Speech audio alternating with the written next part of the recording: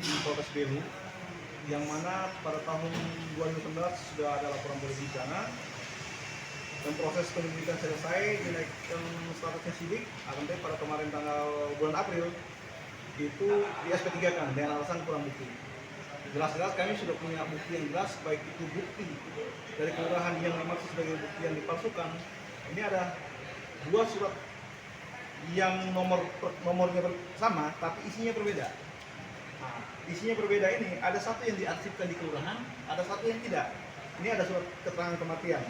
Surat keterangan kematian ini nomornya jelas, tapi isinya berbeda. Ada dua surat.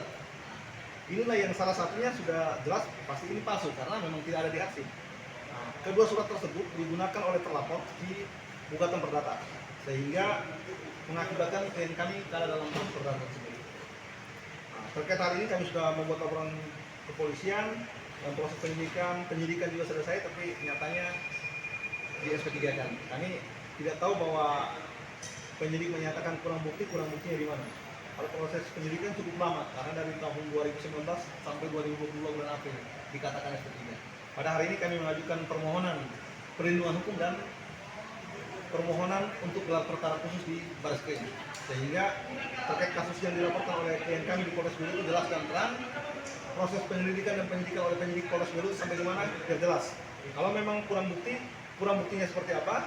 Apakah memang bukti yang sudah dibuat oleh kelurahan dengan berbeda, isinya yang berbeda, nomor surat yang sama ini apakah memang tidak dikategorikan dengan dugaan palsu atau apa, kami tidak mengerti karena penyidik menyatakan kalau kurang buktinya di mana. Sampai hari ini kita tidak tahu, dan hanya mereka menyampaikan bahwa alasannya kurang bukti sehingga di SP3 kan. Dengan demikian kami sudah mengajukan permohonan perlindungan hukum dan gelar perkara ini, ya, mudah-mudahan di Biro Wasidik ataupun Kabar Eskrim bisa memberikan kesempatan kepada kami untuk dengar langsung hasil gelar perkara oleh penyidik Polres Belu di Barreskrim. Demikian. Sampai saat ini tindakannya seperti apa? Kami kelanjutannya setelah kami mendapatkan surat SP3 tersebut, klien kami memang kebetulan kami ada di Jakarta, kantor kami ada di Jakarta, klien kami dari Tembok, kami sudah berangkat ke daerah Tembok untuk melakukan pengaduan ataupun sifatnya permohonan, sebenarnya permohonan perlindungan hukum atas laporan tersebut, dan juga kami mengajukan permohonan untuk melakukan gelar perkara khusus di Barreskrim. Harapan kami ya mudah-mudahan dengan kedatangan klien kami langsung ke Jakarta ini dari Barreskrim, melihat kondisi memang seperti ini, kasusnya seperti ini, mudah-mudahan dapat digelar di Barreskrim. Itu dari tahun 2019? Tahun 2019 bulan Juni laporannya, dan bulan September 2019 sudah dinaikkan sidik. Artinya penyidik sudah yakin bahwa dengan bukti yang ada, sehingga mereka bisa naikkan status dari sidik. SP3 berarti bebas kan, Pak? Ya, SP3 karena bulan April kemarin dinyatakan SP3 karena kurang bukti, ya kita sebagai masyarakat ini mau bisa apa? Tapi kami masih bisa melakukan pengaduan kepada pejabat di tubuh Mabes Polri. Kira-kira gelar perkara khusus kapan ini? Nah ini kan kami sifatnya permohonan, ini kan mungkin kami berharap dari Mabes Polri bisa memberikan waktu.